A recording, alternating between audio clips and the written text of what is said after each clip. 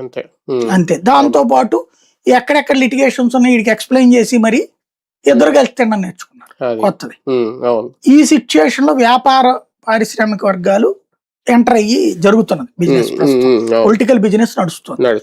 ఇప్పుడు మేబీ 1% అన్న, నా ఆశ 1% అన్న సామాన్య ప్రజల నుండి వస్తారేమో, 1% అన్న రావాలి కూడా.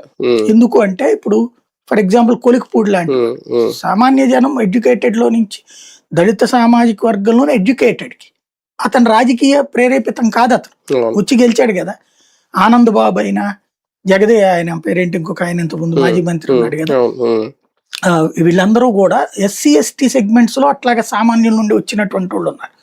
ఇప్పుడు ఓసీ ఈబీసీలో కూడా అట్లా రావాలని కోరుకుందాం, అవకాశం రావచ్చు. ఎందుకంటే ఇప్పుడు ఇదే కాదు, ఈవెన్ నామినేటెడ్ పోస్టుల్లో కూడా, అంటే నామినేటెడ్ అంటే మేబీ నేను అనేది కార్పొరేషన్ సీగా, ఎమ్మెల్సీ, రాజ్యసభ, ఇవి నామినేటెడ్ పోస్టులు ఒక రకంగా చెప్పాలి.